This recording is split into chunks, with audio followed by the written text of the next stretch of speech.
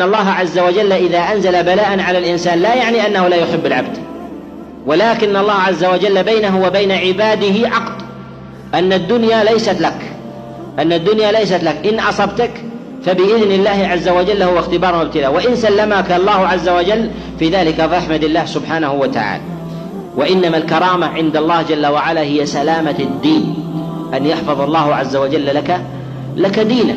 ولهذا إذا كان الإنسان مثلا ينظر إليها بمنظار مادي، أنه إذا أحب شخص لا يحب أن ينزل عليه مكروه. لماذا؟